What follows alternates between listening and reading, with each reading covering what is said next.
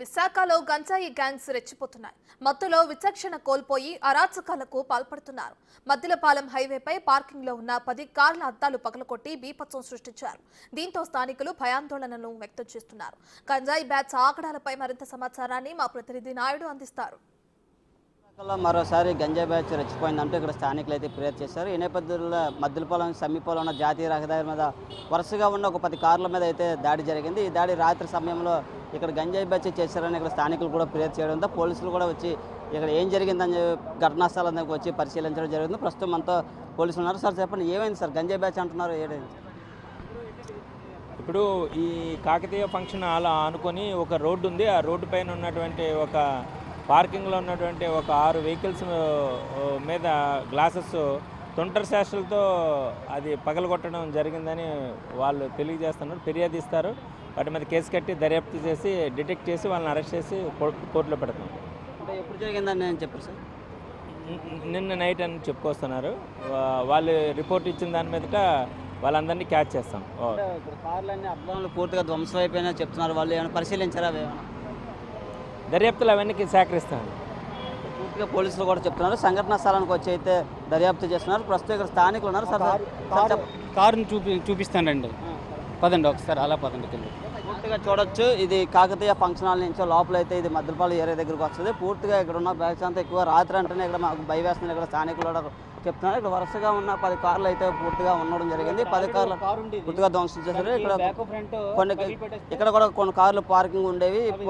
పూర్తిగా అద్దాలు కూడా ధ్వంసం చేయడంతో పూర్తిగా వాటిని రిపేర్ చేయడానికి అయితే తీసుకెళ్లడం జరిగిందని స్థానికులు చెప్తున్నారు. పూర్తిగా ఇక్కడ మేము నివాసం ఉండాలంటే భయపడే పరిస్థితి అయితే ఏర్పడిందని స్థానికులు చెప్తున్నారు. మనం చూడొచ్చు పూర్తిగా విజువల్స్లో కూడా ఇక్కడ రాత్రి అయితే చాలా మేము బయటకు రావాలంటేనే భయపడుతున్నాం. ఎందుకంటే ఇక్కడ కుర్రవాళ్ళు వచ్చి పూర్తిగా మంతా వేసి అలాగే ఇష్టసారంగా ఇక్కడ ప్రవర్తన అయితే ఉందంటూ వీళ్ళు ఆందోళన చెందుతున్న పరిస్థితి అయితే ఉంది.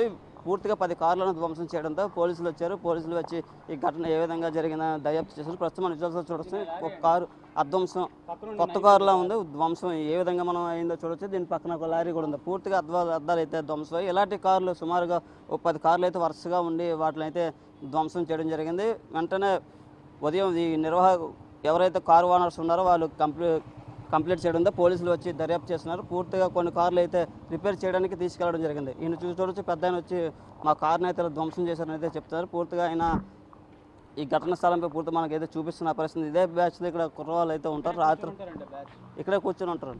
అవి కవర్ వేస్తున్న కారు కవర్ వేసి ఉన్నది. అది నా నాన్న అక్కడ ఒకటి ఉన్నది. ఆ కారు అది కూడా గ్లాస్ పగిలిపోయిందండి. పగిలిపోతే నాదే గల రాత్రి వాళ్ళు హెచ్చరించాను 1 డే బ్యాక్, ఇక్కడ ఉండొద్దు, ఇక్కడ దేనికుంటారు అని చెప్పేసి. ఎప్పుడు చూసినా డే అండ్ నైట్ మత్తులో ఉంటారు. ఇంచుమించు 10 మంది నుంచి 20 మంది దాకా ఉంటారు. వీళ్ళు ఏమైనా పొరపాటున వీళ్ళు ప్రశ్నిస్తే వీళ్ళు అందరూ అటాక్ చేయడానికి వస్తారు. మా ఇళ్లలోకి దూరి ఏం చేస్తారో ప్రాణహాని ఉందని వాళ్ళు ఏమైనా ఇక్కడ ఉండకండి అనడానికి కూడా మాకు ధైర్యం సరిపోవట్లేదు. ఎప్పటికప్పుడు పోలీస్ కంప్లైంట్లు ఇస్తే పోలీసు వారు వచ్చి ఆ సైరన్ సౌండ్ వినగానే అక్కడి నుంచి పారిపోయేవారు. మళ్ళీ వాళ్ళు ఎలా వెళ్ళిపోగానే మళ్ళీ వీళ్ళు మట్టుకు వీళ్ళు వచ్చి ఎప్పటికప్పుడు అద్దాలు బ్రేక్ చేసి నానా రభస చేస్తుంటారు. కానీ ఈసారి మాత్రం చాలా కార్లకి, మొత్తం అన్ని కార్లకి ఇంచుమించు ఒక 10 కార్లు దాదాపు వీళ్ళ వల్ల డ్యామేజ్ జరిగింది. వీళ్ళకి ఇంతలాగా ఇవి స్థానికులైతే వీళ్ళు కాదు, ప్రాపర్ స్థానికులైతే ఇక్కడ వాళ్ళు అయితే కాదు. వీళ్ళు ఎక్కడి నుంచో వచ్చి ఇంత మమ్మల్ని భయాందోళనకు గురి చేసి మేము ఈరోజు బ్రతకడానికే చాలా భయపడుతూ బ్రతుకుతున్నాం. మేము 60 నుంచి ఉంటున్నామండి. 60 నుంచి ఈ బ్లాక్ టాప్ వేయడానికి ఇంచుమించు 15 సంవత్సరాలు పట్టిందండి. ఈ బ్లాక్ టాప్ వేసిన కాడి నుంచి వాళ్ళకి ఇది అడ్డా కింద అయిపోయింది. వీళ్ళు ఆటోల మీద వచ్చి మందు కొట్టడం, ఈ ఆటోల్లోని బైకుల మీద వచ్చి పెద్ద పెద్ద సైలెన్సర్లు తీసేసి సౌండ్లు చేస్తూ రేసింగ్లు చేసుకోవడం ఈ రోడ్ని. వాళ్ళంతా ఒక ఫ్రెండ్సా లేకపోతే ఏమైనా? ఫ్రెండ్సే. వీళ్ళంతా గంజాయి బ్యాచ్ మొత్తం వీళ్ళు ఫ్రెండ్స్. ఎప్పుడూ మత్తులోనే ఉంటారు. వేరే విధంగా ఏ రోజు కూడా వీళ్ళకి అయితే ఇక్కడ ఉంటారు. లేకపోతే వీళ్ళకి డౌన్లో ఒకటి ఉందండి ఏరియా, అక్కడ ఎక్కువ మంది ఉంటారు టోటల్. ఇక్కడ వాళ్ళు అయితే లోకల్ అయితే మాత్రం కాదు, ఆ పక్క ఏరియా నుంచి ఎక్కడెక్కడి నుంచో వస్తారు. నైట్ ఇంచుమించు 60 సంవత్సరాల నుంచి ఉంటున్నారు. గతంలో కూడా ఇవి జరిగాయని చెప్తున్నారు. వాళ్ళు మమ్మల్ని ఇబ్బంది పెడుతున్నారు. మరి ఎప్పుడు కంప్లైంట్ చేయలేదా పోలీసులు? చాలాసార్లు కంప్లైంట్ చేసామండి. కంప్లైంట్ చేసిన ఒక వారం 1 వీక్ దాకా ఎవరు కనపడరు. అక్కడి నుంచి మళ్ళీ మామూలుగానే చేస్తుంటారు సార్. ఇది ఇక్కడ స్థానికులు అయితే చెప్తున్నారు. పూర్తిగా ఇక్కడైతే ఒక గంజాయి బ్యాచ్ అయితే ఉంది. దీని పూర్తి గతంలో కూడా మాకు ఇలాగే ఎన్నో ఇబ్బందులు పెట్టారు. మేము పోలీసులు కూడా కంప్లీట్ చేసిన ఏదో తూతు మంత్రంగా కేసులు పెట్టి మళ్ళీ తర్వాత వదిలేసిన పరిస్థితి. వీళ్ళు కూడా ఏమాత్రం మారలేదు. పూర్తిగా ధ్వంసం చేసిన పరిస్థితి తీసుకొచ్చారని, అలాగే మాకు చాలా ఇబ్బందులు పెడుతున్నాం. బయటికి రావాలంటేనే భయపడే పరిస్థితి. ఎందుకంటే ఇక్కడ చాలా ఇల్లులు కూడా ఉన్నాయని అయితే స్థానికులు అయితే చెప్తున్నారు. ఇప్పటికైనా పోలీసులు ఈ కేసును దర్యాప్తు చేసి మా ప్రాణం నుంచి కూడా కాపాడాలని, ముఖ్యంగా గంజాయి బ్యాచ్ ఏ టైంలో ఏం చేస్తారో మాకు తెలియని భయం అయితే ఉందని చెప్తున్నారు. కెమెరా పర్సన్ మురళీతో నాయుడు.